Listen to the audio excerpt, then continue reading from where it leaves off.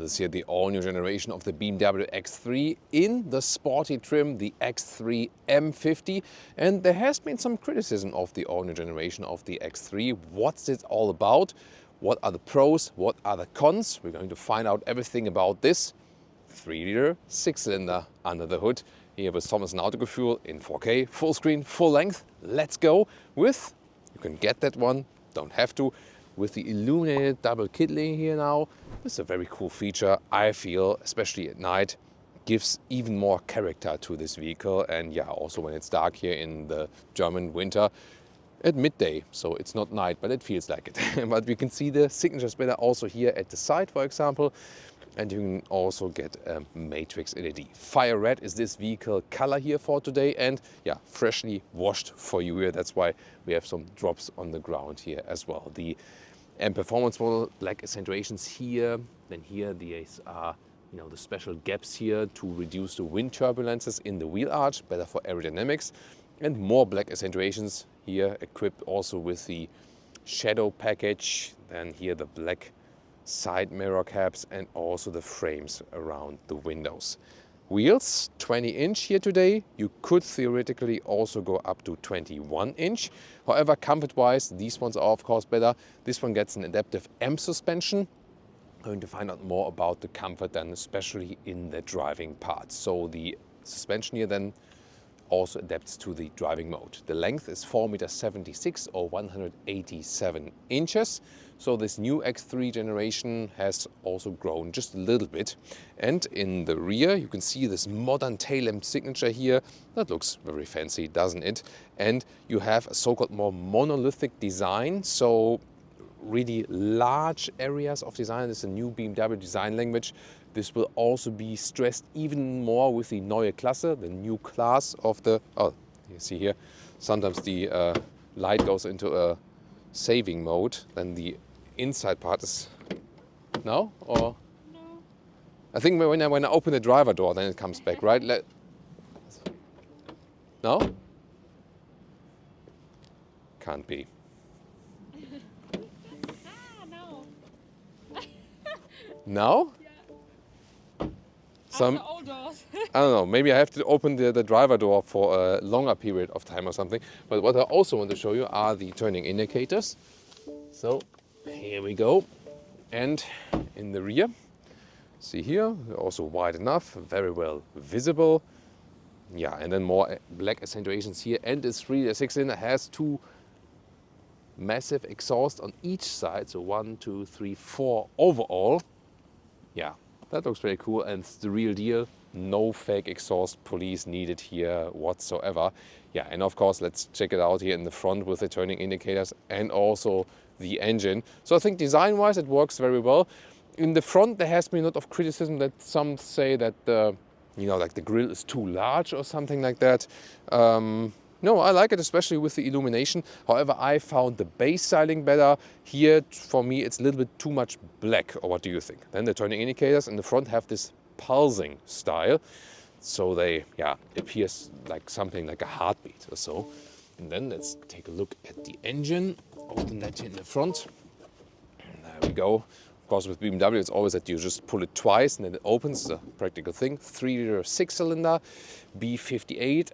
With mild hybrid technology, so it's electrified. Yeah, it's really nice to warm your hands then. Almost 400 horsepower and 4.6 seconds in the acceleration figure to 1 km/h or to 60 miles an hour is 4.4 seconds. So good acceleration, and of course always a rear-wheel bias of this all-wheel drive. And of course you can also go for a normal X3 version. We also have reviews of that one, so you can check that one out then later.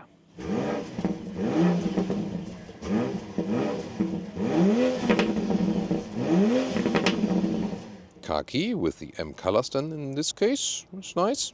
And of course pressing the BMW logo to close it, but there's also keyless entry here, flush integrated, but still a real door handle that also opens. Door closing sound is good, nice, solid. There we go. And then inside of the doors, here in the top part, I would say it's somewhat soft, but not too soft, but there's a nice structure, that's fine. Then here is a little bit softer for your elbow, could be a little bit softer though. Not my favorite here with the high gloss black, I feel, and also no covering here on the inside.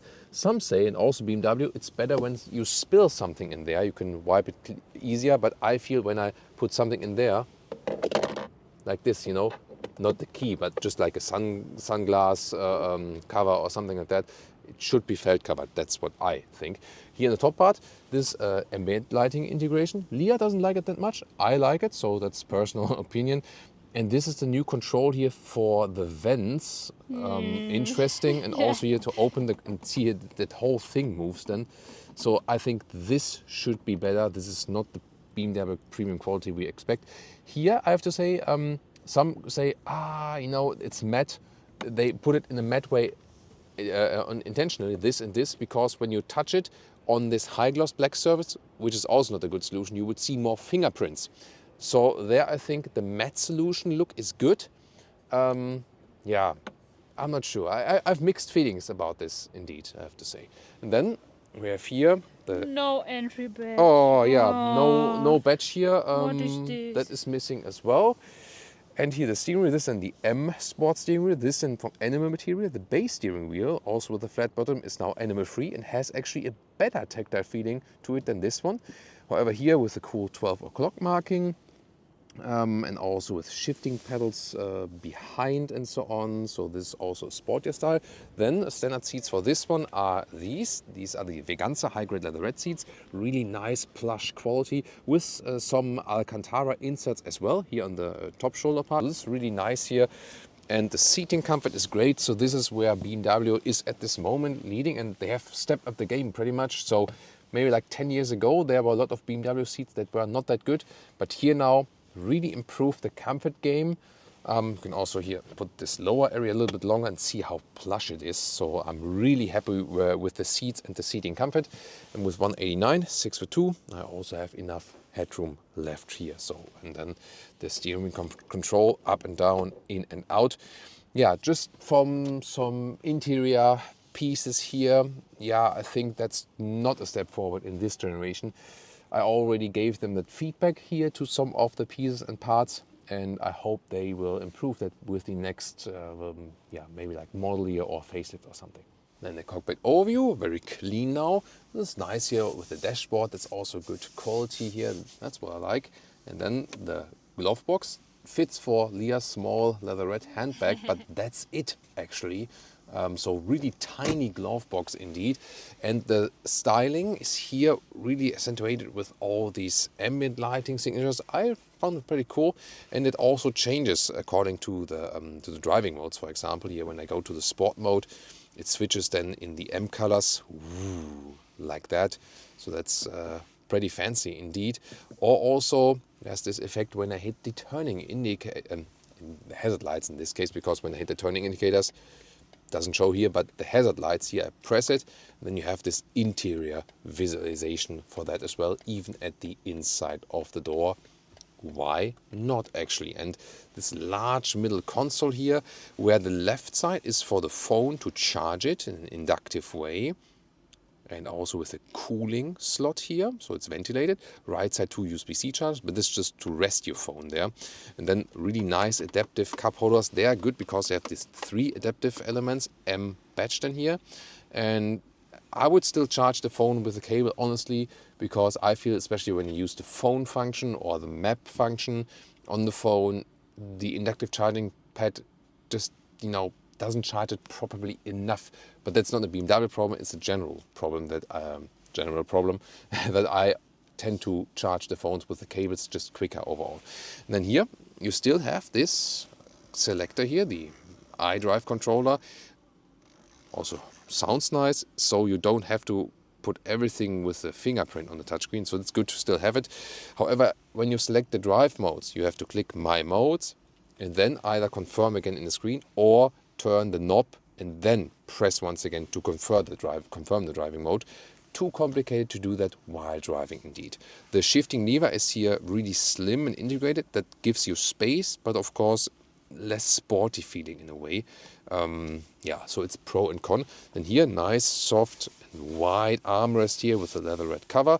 Good build quality in this case also, and more space underneath for all the clutter you might want to hide then.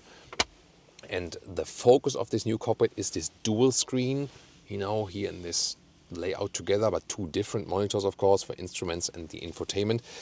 No physical dials for the climate unit. That's what I'm missing. Also, if you compare previous generation to this generation, and yeah, then you always have to hit the climate unit here.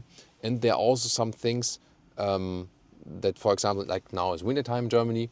Obviously, Leah and I are freezing all over the place. And then, for example, when we start up the vehicle and we want to activate the seat heating at the same time. So here, when passenger and driver try to activate stuff simultaneously, here, see, it doesn't work. Like, you have to wait a little bit that it accepts both commands at the same time for It's really slow. Yeah, and it's also slow, so it should be quicker, and it should be possible that driver and passenger activate that at the same time, right? Driver POV, here we have still rear buttons at the steering wheel. By the way, press and hold set to deactivate that speed limit warning chime. Right side here, for example, for the volume. Then digital instruments look like this. You also have different settings, for example, how you want to display your content and where exactly. The whole layout can also be changed. However, only when you activate or start the engine, then you can actually see how it looks like with the full potential, so to speak. And you can have these more modern gauges, for example, but then you can also change where the speed is being displayed. So, I mean, here this speed in the middle, like this, looks pretty cool, doesn't it? And you also get a head-up display, and can also change the views, what you want to have in there. For example, also like an assistance systems view and so on. And in the infotainment system, yeah, I think too many apps on one layer, not a good overview. Apple CarPlay integration is cool, really wide, Android Auto also possible, and everything wireless indeed. Other than that, I showed you here the temperature control, and there you get to this menu or the home menu, where you can also see a satellite view of the car internal GPS. But most people, of course, nowadays use like Apple Maps, Waze, and Google Maps and so on. And when you use Apple Maps in CarPlay, then you can also put it here to the left side in the instruments, or with Android Auto and Google Maps. Rear seats here instead of the doors. It's also somewhat soft. Nice materials here. However, here in the lower part, once again, all the way hardpack. Doesn't open too wide, so if you want to access child seats and so on, not ideal, I would say. Then the seat quality here with the high-grade leatherette is once again excellent. You can also see that actually it's really plush, very nice. Then ISOFIX here at the outside. You can fold them up or down again. And then here the cup holders, adaptive. This is also good build quality, and you can also use this ski hatch. That would also be possible. Then in the lower part, two USB-C chargers and also a separate climate control. And as for the space we have, well, I'm tall. I always have the front seat and also, you know, wider away from the cockpit, so I can drive properly. And that means, yeah, not too much legroom. And here, I mean, this fits for tall adults, but not more. So there's not so much legroom considering the length of the vehicle. Yes, but then again, we can also house a 6-cylinder there in the front. Headroom, however, no problem here, but it gets close to the side. Here to the panoramic roof, it's fine, but then to the side, it's really close with 189, 602. Here you can see is a fixed panoramic glass roof. However, there is this shade you can apply, and it goes from the rear. And this is very important, first of all, when it's really, really sunny, not like today. But also, I'll just pause that here for a second. You can also pause it here, like in the middle, it's also possible. It's very important on the motorway, because we feel, maybe it's a German thing, but when you drive really, really fast, then it's way more silent if this one is closed. So that's also a good finding. Now to the trunk or the boot. 570 liters. Then we have here this manual cover. This is like really massive. However, from the materials, also here like at the inside here, like this, I think that should be a little bit better. And then nice cover. And we have here like 1 meters 10 or 43 inches in the width. That's already quite cool. And here it's like 95 centimeters or 37 inches. And the height is 74 centimeters or 29 inches. So it's really good. Here the cabin trolley easily fits in, of course. And underneath you have like this, and then you can pull it up like this, so more space underneath. There could also be a replacement tire. This is like an additional net, but I would actually take it out and leave it in the garage because it can like make some rattling noises while driving underneath there. And there's no remote unlock of the seats. That is missing. However, here you can easily grab over, at least when you have long arms, that's okay, or then you have to go around. Yeah, so overall, the boot space is fine. You can do a lot with that vehicle here. And the total length to the seats here is 1 meters 70 or 67 inches. Sport mode.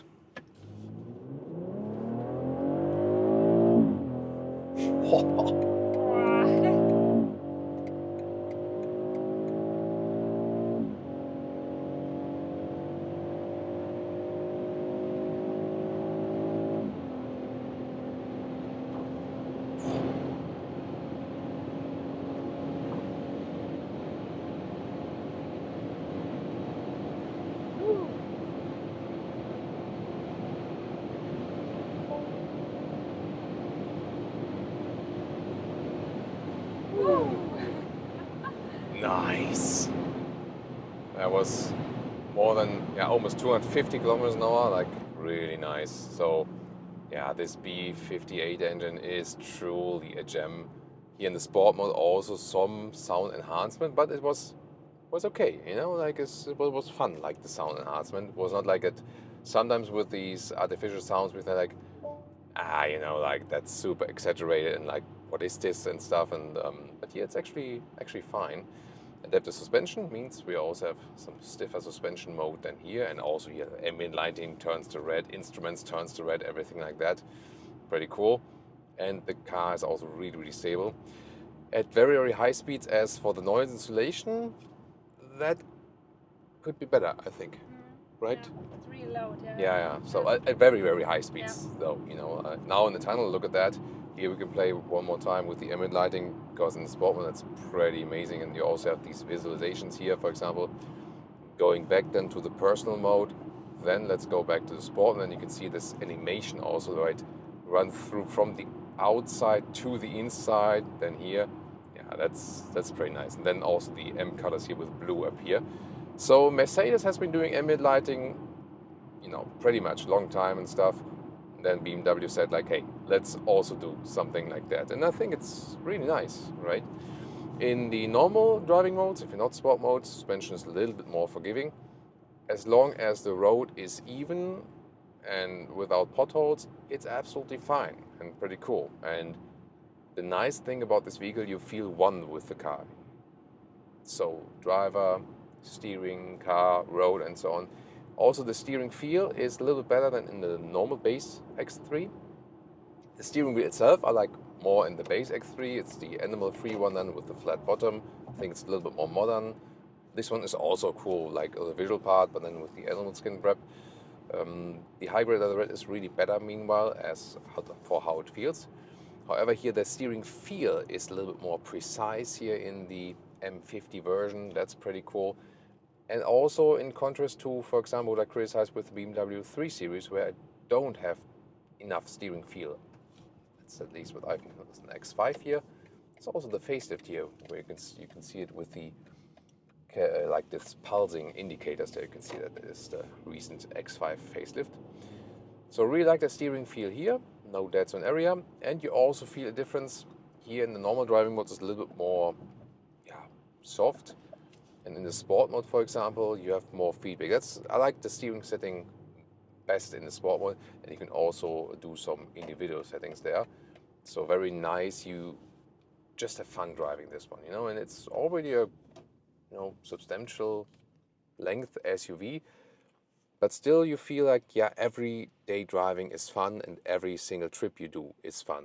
That's what I really like about this one, and also rear wheel bias of this all-wheel drive. It's nice, how smooth, look at that. Beautiful, absolutely beautiful. that blop, blop, blop, a little bit from the exhaust. This engine here, why is it so great? So first of all, especially in this, like the first iterations, it's been famous for being extremely reliable. Recently, with the electrification, the mild hybrid system of this engine, there were some reports that there were also some issues. I asked BMW for that, and then they said we don't have any like notes of that there's like more issues with that engine. So it might have just been like the initial first few that were built. Maybe, I don't know. We gotta follow up on that definitely. And then this engine has so smooth transitions between the gears. It is powerful, yet at the same time when you accelerate, it's like always like and whereas other engines which are maybe like not that good, Bailey is making fun of me now. So other engines which are making not that good, they go like like they stutter maybe a little bit. And here everything is flawless. We can go one more time to the sport mode, and you can maybe just listen to the sound again and feel like how powerful the engine is, and the gears are put in a powerful way, yet at the same time in a very smooth transition. One more time.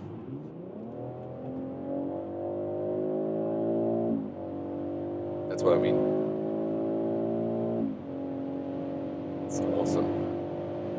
Woo! Oh, there's a lot of crosswind here today, so I have to gotta be careful a little bit. Wow, it's amazing. So it gives me so much confidence and feeling over the vehicle. Yeah, here the noise insulation at really high speeds, that could be a little bit better indeed. But that engine here is a true gem. Honestly, it feels so refined, so good. And just like also like how spontaneous it is, There's just like when you're on the throttle, you can really fine-tune that engine, the response of that. And not only when you're at higher speeds, also when you're driving slower, for example, just when you like start on the traffic light, it's directly there, And also thinking about the base version with the 2-liter 4-cylinder to this one here. This one is not more fuel consuming. I mean, considering like everything besides this hard acceleration and so on. But even there, because usually you keep it at lower RPM, and we can drive this one here with the same or sometimes even lower fuel consumption like the 2-liter 4-cylinder. That's also astonishing. So this engine is powerful, yet at the same time it is efficient for what it delivers. That's good. And as I said, rear-wheel bias from that all-wheel drive. So from the performance of this engine here, absolutely flawless. And what's also very interesting is testing the assistance systems when you're not on the motorway. So they are meant to be used on the motorway, but if they also work off the motorway, it's even more sophisticated. Let's check it out here. The cruise control with active lane keeping assist, as long as there's the green steering symbol here. And you see that these lines here on this B road, I mean, they're really destroyed. Right side, there's no white line at all. Left side is a little bit grayed out. So that has been done for like, I don't know, maybe 10, 20 years or something. And here, it's still keeping the car in the lane and steering the vehicle. It's not meant to be used here, but it shows like how smooth it's being kept in the lane and that there's no hectic steering movement. And here, that even though when the lines are not really matching, and I mean, here, there's like nothing, but still the car is recognizing how it's being, look at that. That's amazing. And now it has cancelled actually because there was no line at all, but how smooth also all the transitions are. So assistance systems wise, I have to say, like from the past years of experience, in level 2 assistance systems, BMW is really number one. And how natural and how smooth everything is integrated, and that you can really trust these systems. Of course, level 2 means you're still responsible, so don't push your luck on that one. But definitely it's been a great development in that respect as well. But now finally, we want to have it really agile. Well, let's go.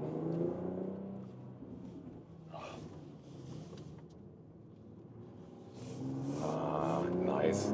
Slight wheel spin in the rear wheels because the road is slightly wet. Nice steering control. Suspension is rough, definitely. You do feel that. Here, of course, in this case, it's good. Plop, plop, plop from the exhaust. It's a lot of fun, beautiful. Seats are keeping me tight. At the same time, they're super comfortable, so that's also good. And also, if you are in these transitions there, the engine just is always at the right RPM where you need it. It feels so refined and cultivated. Nice. Also here, left-right corner. Oh, pigeons. Yeah, okay, pigeons are gone. Let's continue. Now we can accelerate even more out. Although we are uphill, it's giving us so much performance. Beautiful. Yeah, that feels super, super great from that engine. And also in the dynamic, in the driving fun, you really feel one with the vehicle. Pushing it out now in a really, really tight corner. Woo! Sliding a little bit over the wet leaves. This is so much fun. And obviously Leah is enjoying too. That's also a good sign. Wow. Beautiful. That's amazing. That's amazing. Wow. As for the consumption, you can drive this one here if you leave out these acceleration tests with some 9 liters on 1 kilometers, 26 mpg US, 31 mpg UK. That's astonishing. And it's the same consumption that you can score with the 2-liter 4-cylinder. So indeed, good performance, very cultivated. This engine is just awesome. At the same time, it's efficient considering it has almost 400 horsepower. So yeah, the engine is really the true gem here with this vehicle. Then pricing starts on the North American market, a little bit over 60,000 US dollars. You can easily spec it over 70,000. And yeah, here in Germany, it starts over 80,000 and you can easily spec it over 90,000 euros. Really hefty, of course. Yeah, but then, as I said, the engine is the main factor to buy this vehicle. However, I feel that the suspension is just too stiff for everyday driving comfort. So I would like the suspension setup from the normal X3, but the engine here from the M50. And of course, you should now check out the normal X3 review, and we also compared it already to the Mercedes GLC.